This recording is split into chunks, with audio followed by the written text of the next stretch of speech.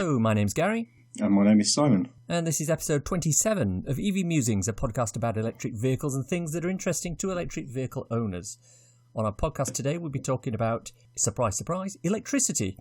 More specifically, how we can best get charge into our EVs at home. Any news or updates relating to your Kia Soul? Well, yes, thank you for asking. I recently passed 12 months of ownership on my Soul. In that time, I've done 10,500 miles, and I did the calculations, and in terms of costs for actually running it, £500. And this includes, it's fantastic. This includes home charging, rapid charging, and £100 for replacing a tyre that got a puncture. I tweeted the exact figures out under my personal Twitter account, The Real Gary C. So if you want to see that, just click the link in the show notes. But it does prove that EV running is a lot cheaper than internal combustion engine. I mean, in the last 12 months before I got the Soul, I spent more than £500 servicing and taxing the Honda that I used to have. And that does, that's not even touching the amount of money I had to spend on the actual fuel to go in it. So absolute bargain. That's insane. That is, like, you kind of go from, like me, I had a diesel, so I was, if it wasn't diesel, it was taxing. If it wasn't those two things, it was servicing or maintenance, and everything was expensive. I probably didn't see 1 year where I wasn't spending out probably more than that. Probably a vast amount more than that just on fuel or something else. So, I've always said to other people that are thinking about EVs is even if you don't care about the environment thing or anything else, if you just plainly want to save yourself money, buy an EV. 100% agree. Our feature topic today is electricity providers. More specifically, it's a discussion around the whole topic of making the best use of electricity when you're charging an EV. When looking at an EV, the main advantage you have over an internal combustion engine vehicle is the ease in which you can charge your car. Nobody has a petrol station at home. Just about everybody has an electricity supply at home, even if you can't actually use it to charge your car for off-street parking reasons. But with this comes the issue of how much can it cost to put that electricity into the car. And in today's episode, we're going to talk through some of the options you have for charging, providing you can charge at home. If you can't charge at home, like Simon, then maybe look at this as an example of how you can mitigate or reduce your electricity costs overall. So we'll look at a number of items today. Solar panels, getting the best electricity supplier, using products that help manage charging, and what to do if you can't charge at home, but still want to save money. Let's start with the daddy of them all, solar. Obviously, if you're in the situation where you can afford solar panels on your roof, this gives you an immediate advantage. Not only can you power your house for a large amount of time via solar, but you can also use something like a Zappi charger to divert unneeded solar power into your EV. And this is, at its basic level, free energy for your car. 3 miles, can't be beaten. The Earth absorbs enough energy from the sun in 3 minutes to power itself for a year, or some amazing statistic like that. So this is low carbon, very low price, and it works with any electric car. To capture that, you would need enough solar panels to cover an area several hundred square miles, usually in the middle of some desert. But as Elon Musk reminded us, you don't need to do that. Instead, you split those hundreds of square miles up into tiny little chunks and place these solar panels on the roofs of individual houses and buildings. Obviously, there are potential issues with solar panels.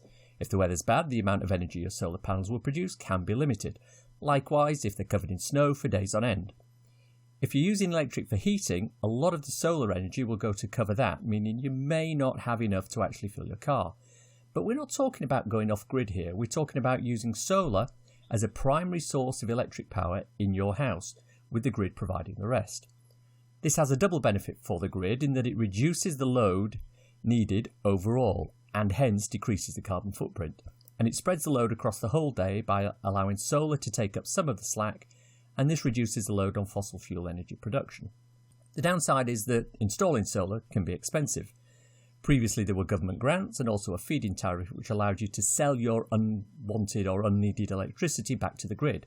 This has been reduced down now for new builds and it's effectively zero. The sunk cost of the solar panels will take up to about 20 years to repay at current rates.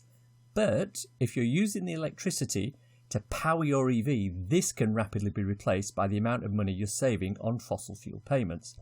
A 35 mile per hour car doing 12,000 miles a year at £1.30 a gallon can cost £2,000 in fuel every 12 months.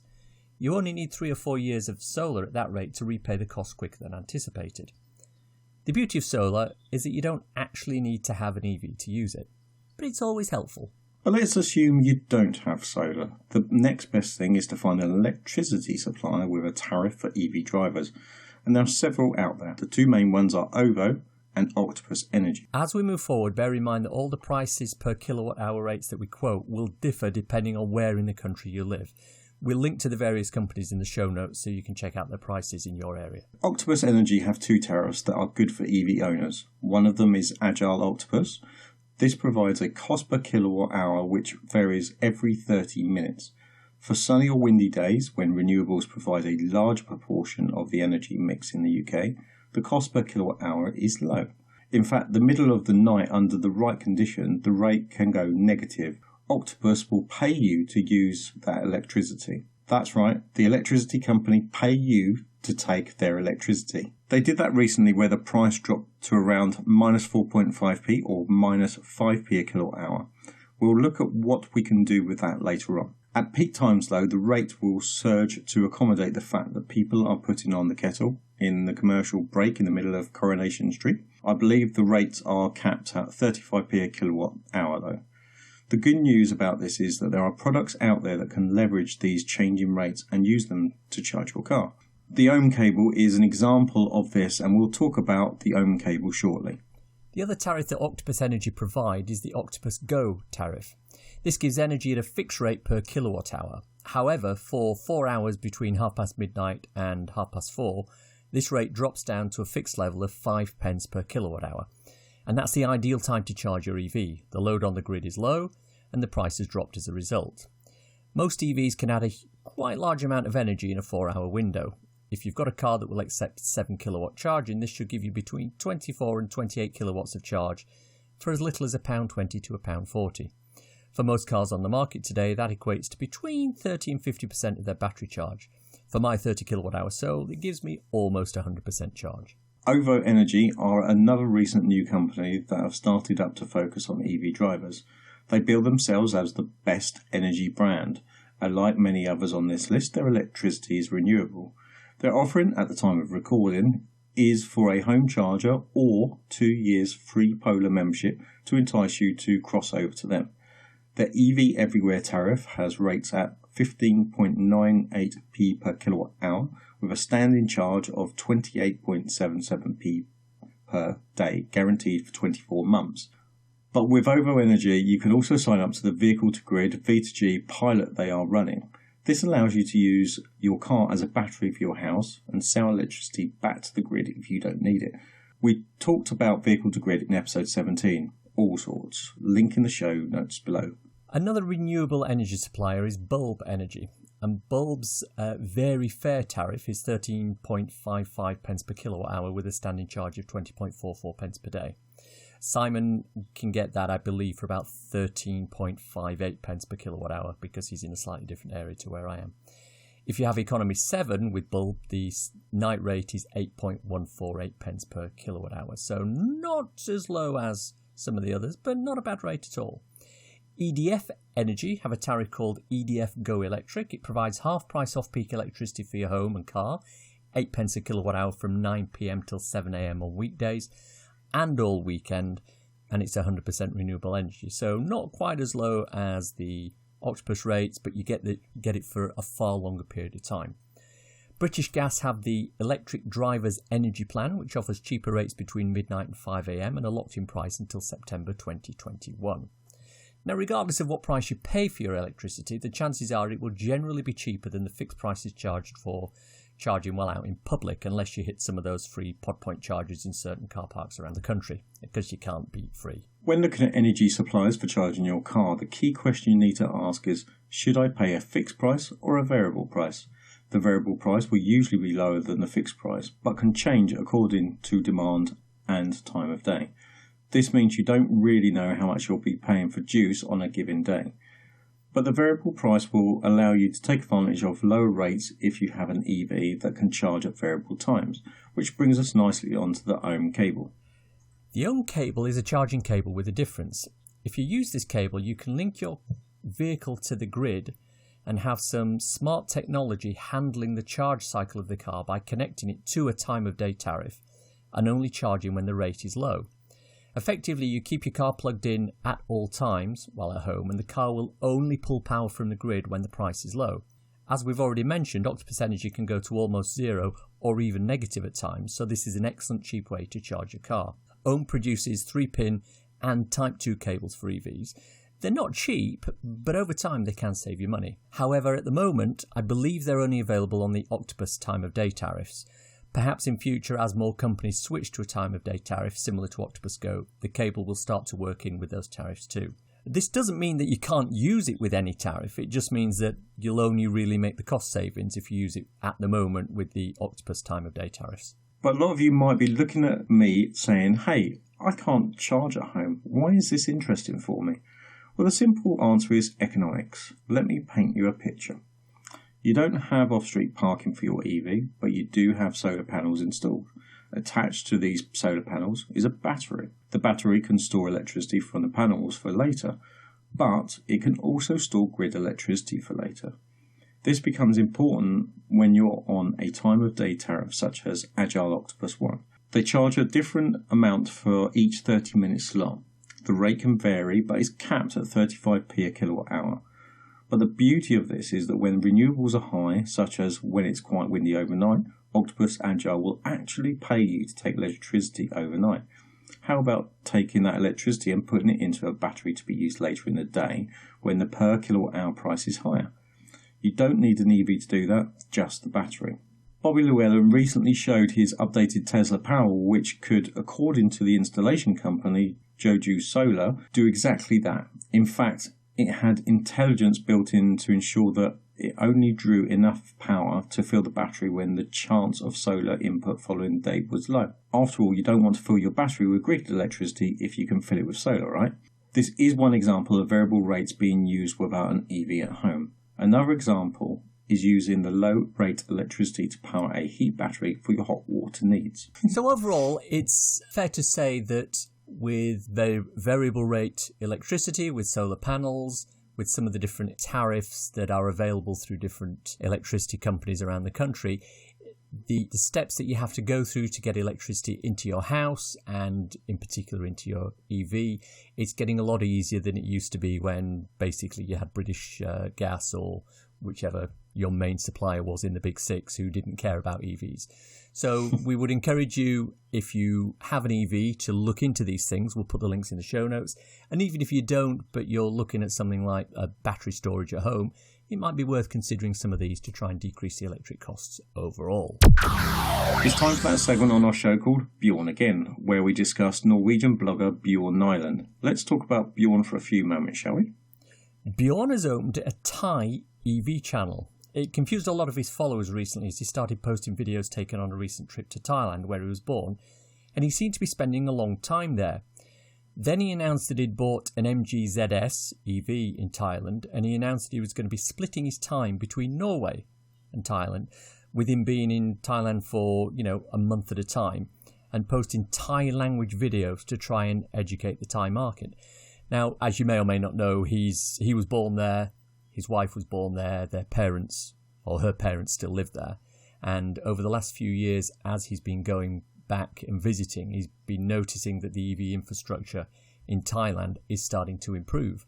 So this time when he went back, it happened to coincide with the sale of Optimus Prime, his old Model X, and he ended up with something like, I think he ended up with 51,000 euros selling that. So he thought, all right, well, we'll order an MG. And I'm not sure exactly how it happened, but he managed to pick one up within a few weeks out there, brand new. Yeah. So he's got the MG, he's got the charger installed at his father-in-law's house. He's going to be spending month, 6 weeks at a time out there, basically doing exactly the same thing that he does for Tesla, but doing it for the Thai market to try and get that whole education process started. because obviously now they're at that stage where they're starting to install rapid chargers. They're starting to get more and more availability for EVs over there. And, just as an example, within a couple of days of actually opening up or starting the channel, he's getting 2,500 views on his videos in Thai, just out of nowhere. So, that's got to be a massive market anywhere, and the fact that it's clearly having that explosion like the UK and the US had recently, where that kind of tipping point where all of a sudden it was like, oh, there are rapid chargers around and the infrastructure's building up around you. So if that's happening in Thailand and he's got that opportunity to kind of, I won't say cash in on it, but do that, almost reinvent that YouTube channel that he's got in a different country, it makes perfect sense. Well, absolutely. And I think, I don't know the detail on it, but I'm pretty sure that Thailand as a country is a number of years behind where Europe is, and definitely behind where Norway is. But I think what he's managed to do is identify that there is the niche there for the education videos. He's going to be talking about what does charging mean? What's the difference between a rapid charger, a 22 kilowatt, a 7 kilowatt? He's going to be talking about the individual cars. So he's basically at the stage where he would have liked to have been with his original Tesla channel, but he's there a couple of years earlier than he was at the corresponding point in the development of the infrastructure and the market in Norway. So providing he markets it right, and I've no reason to believe he won't, it's probably going to end up very, very interesting for him. Yeah, well, I imagine that could be quite massive. I mean, he's at that lucky point where I can't imagine there's a lot of channels like that in Thai, specifically in that language as well. So if he's coming straight in from, before it kind of really gets going, you're going to be the one place, aren't you, really, that people are going to go to? It's like, it's probably back when, the likes of James Cook and some of those started their YouTube channels when they were driving a Nissan Leaf and that sort of stuff. They were right there at the beginning, so they got the views and they got the massive numbers. I think the benefit that he's got is he's got three things going for him. He's got the knowledge, he's got the language, and he's got the video editing skills. I mean, he produces good quality videos. You may not always like the content, the whole thing of him sitting there and eating, and, there's a lot of people don't like it when he sits there and eats, but it's good quality. So, he's got those three things working in his favour, and I'd be interested to see where it goes. Yeah, definitely. So let's wrap up by seeing if there's some cool EV or renewable thing you've come across that we can share with our listeners.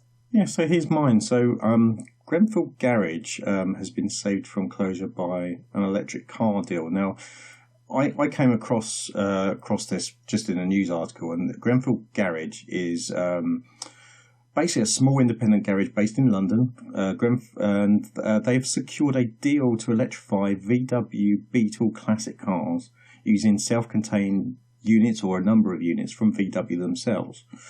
So, following the obviously tragic fire at the Grenfell Tower in 2017, the garage has been struggling. It was based at the bottom of the building, so they noticed there was a lot of customers that just physically couldn't get to the building, parts slowed down and things like that. And it just by chance, really, that VW has asked them to electrify these old classic Beetles. So they've basically teamed up with VW and a classic car company, similar to the one that we've obviously spoken to a couple of times with the Ferraris and things like that. But essentially, they're kind of partnered with them and basically set them up for. The guy that was speaking in this interview said that it was like setting them up for like the next 10 years on the point where they were a brink of closure because people physically couldn't get to them, sort of local people. Now they've got an opportunity not only as this brand new lease of life for electrifying old classic Beetles, and I know from certainly my brother's cars history, and owning VWs, even now they're cult classics. They still sell thousands of second-hand VWs, probably more so across the world. And VW, interestingly, kind of approached them and said, look, we need someone based around that location with this other classic car company to get together and basically make these classic cars renewed as electric. It's just, it's one of those kind of really good luck kind of stories that came across, and it was something great coming out of obviously a bit of tragedy. What were they doing before the fire? Were they just a vehicle repair shop? No, they did restore classic cars and a bit of vehicle repair and things like that. And I think that must have been where their name was known, but certainly not from from an electrical car company. And I would imagine there wasn't too much detail, unfortunately, in the article, but I would imagine they had probably a history of VW-based cars. There's a plan for not just VW Beetles, but other models as well. It's interesting. It's just sort of really, really good news, and good for them. Excellent find, thank you. My cool thing: Citroën intends to electrify all its models, passenger and light commercial vehicles, by 2025.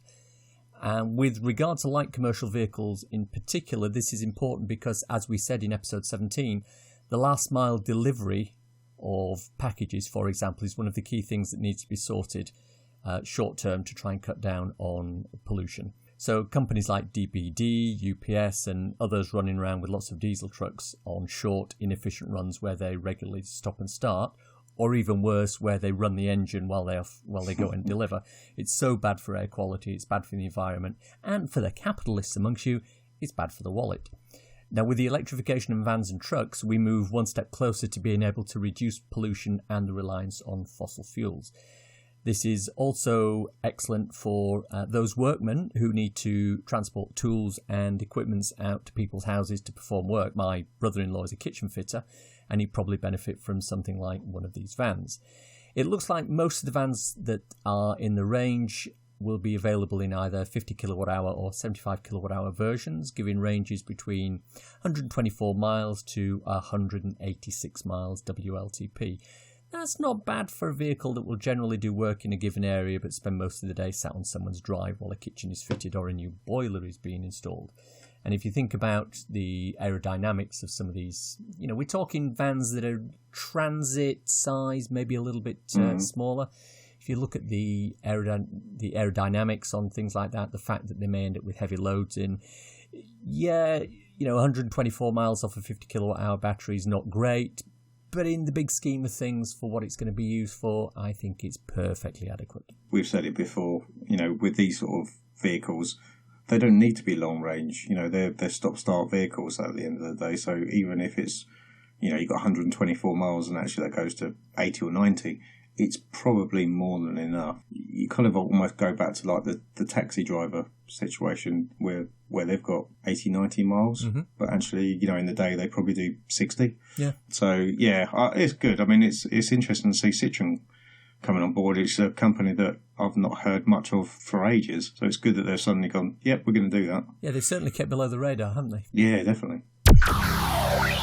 And that's our show for today. Hope you enjoyed listening. If you want to contact us, Simon is at The EV Side on Twitter and YouTube. And I'm The Real Gary C on Twitter. If you want to contact us on Twitter, use either of those or our own EV Musings Twitter account, Musings EV. If you wanted a quick reference ebook to read on your Kindle, I wrote a little something called So You've Gone Electric. It's available on Amazon worldwide for the measly sum of 99p or equivalent, and it's a great little introduction to living with an electric car. Links for everything we've talked about in the podcast today are in the description. If you enjoy this podcast, please subscribe. If you are subscribed, please leave a review on iTunes or wherever you get your podcasts. Thanks for listening. Bye-bye.